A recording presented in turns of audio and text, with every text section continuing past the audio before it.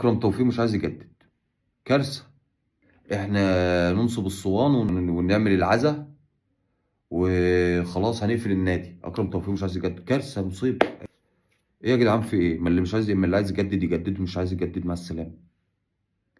هو كازيميرو ومحمد شوقي وحسام غالي، ابو تريكه اعتزل، في ايه مالكم؟ لعيب عادي جدا. اكرم توفيق لعيب جامد ومفاسه ومش على الروح والدم والفاس والشقفه وخلاص. انما هو يتعوض عادي، عادي جدا. انت عايز تديله جنيه، هو شايف انه هياخد 2 جنيه في مكان تاني، خلاص. جود لك. امور بس سهله. ايه الميتم ده؟ في ايه يا جدع؟ احنا مش لاقيين حاجه نعملها؟ يعني احنا مشكله حياه الاهلي بقت اكرم توفيق يجدد ولا ما يجددش؟ ما يجددش، يمشي. ابو تريكه مشي، ابو تريكه اعتزل. اللعيبه اللي بجد خلصوا بطلوا اعتزلوا، ما يمشي. واحنا بقينا في عصر ماده احتراف، كله بيلعب عشان الفلوس. بتاع الكلام بتاع زمان ده انتهى.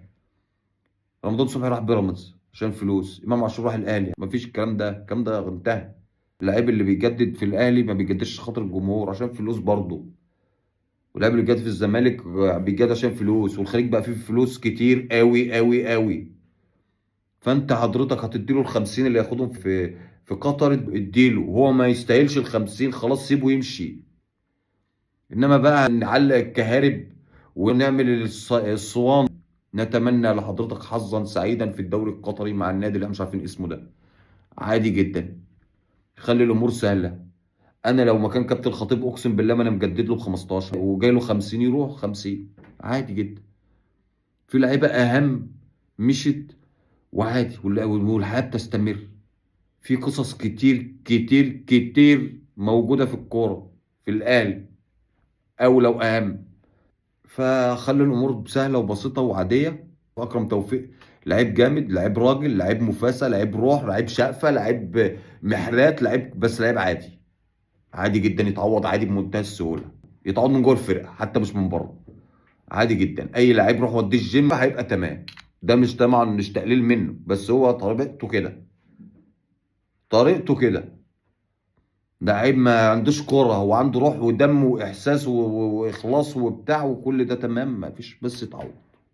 واللي عايز يكمل يكمل، مش عايز يكمل مع السلامه. واللي يجيله فلوس في الخليج يروح يغرف، يعبي في شوال ويجي. انت عندكش الامكانيات دي وما ينفعش تدي الفلوس دي، لازم تبقى منطقي. ومش اي حد ياخد 50 مليون مش سايبه هي، يعني احنا في بلد اصلا بالكحرطه. مش يروح يا عم قطر، الشمال، اليمين، الجنوب، الشرق، يروح ياخد الفلوس اللي هو عاوزها. واحنا ناخد الموضوع عادي، ايزي ريلاكس. امشي يا عم، جود لك، ربنا يوفقك. وروح تعجز السنه الجايه، ما تجيش اللي هتعز الزمالك، عادي مفيش اي مشكله. اللي عايز يمشي يمشي، واللي عايز يجدد يجدد. في حاجات اهم. ليكوا زي الفل.